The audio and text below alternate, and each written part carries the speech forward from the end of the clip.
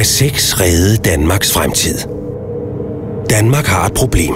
Fødselsraten er den laveste i 27 år, og der fødes ikke nok børn til at forsørge den aldrende befolkning.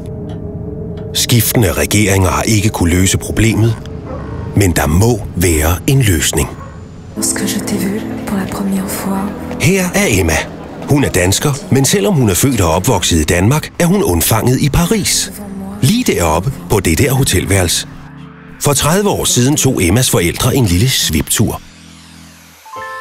Hvis vægge kunne tale. Men det viser sig, at Emmas historie ikke er så enestående. 10% af alle danske børn er undfanget på en ferie. At rejse og få nye oplevelser, det påvirker parforholdet, fordi de får overskud til at se og opleve hinanden på ny. Det frigør endorfiner i hjernen, og så får folk lyst til sex. Det får vi børn af. Faktisk har danskerne 46% mere sex på ferier sammenlignet med hverdagen.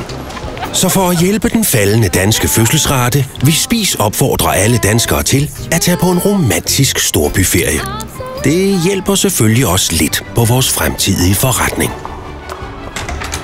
Men er det ikke motivation nok at gøre det for Danmark, så har vi lavet en lille konkurrence. Book din rejse med vores ægløsningsrabat. Fyr den af. Bevis, du har undfanget et barn, og vind 3 års forbrug af babyudstyr og en børnevenlig ferie. Men hvad nu, hvis du allerede har gjort din pligt?